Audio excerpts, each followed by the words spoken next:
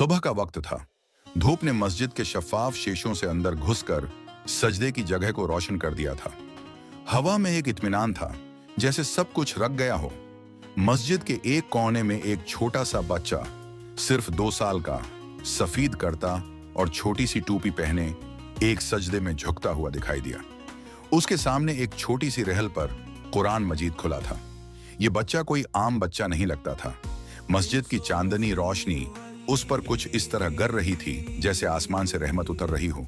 उसके आसपास की दीवारों पर नक्श की गई आयात चमक हो रही थी। हर लफ्ज, हर हर्फ जैसे उस छोटे दिल में उतर रहा हो। उस मस्जिद के शीशे के पीछे दुनिया के मुख्तलिफ मकामाते मुकद्दसा दिखाई दे रहे थे। एक जानिब से मक्का का काबा चमक रहा था, दूसरी तरफ मदीना का सब्ज गंध, कहीं दौर इलाक्सी का नक्शा दिखाई देता था और इस्तांबुल की नीली मस्जिद की मीनारें आसमान को छूती नजर आती थी।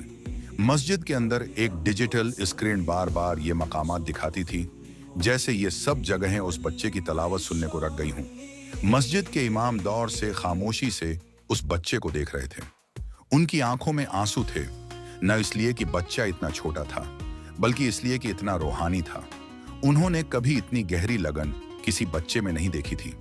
बच्चा हर 2 लफ्जों के बाद रखता और फिर मुस्कुराता, जैसे वो किसी से बात कर रहा हो, जैसे कुरान खुद उससे गुफ्तगू कर रहा हो। हर दिन उस बच्चे की तलावत से मस्जिद में एक नई रूह फूंक दी जाती थी।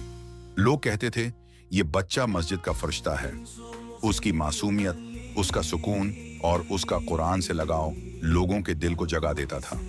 एक दिन एक बुजुर्ग ने कोने में बैठे उस बच्चे को देखते हुए कहा, अगर ये बच्चा इस उम्र में कुरान से इतना करीब है, तो सोचो जब ये बड़ा होगा तो इसकी रूहानी ताकत क्या होगी। और तब से हर रोज लोग उस मस्जिद में सिर्फ नमाज के लिए नहीं, उस मस्जिद के फरिश्ते को देखने भी आते हैं, जो हमेशा एक रहल पर कुरान के सामने बैठा मिलता है, जहां उसके पीछे तमाम इस्लामी मकामात की बरकत छाई होती।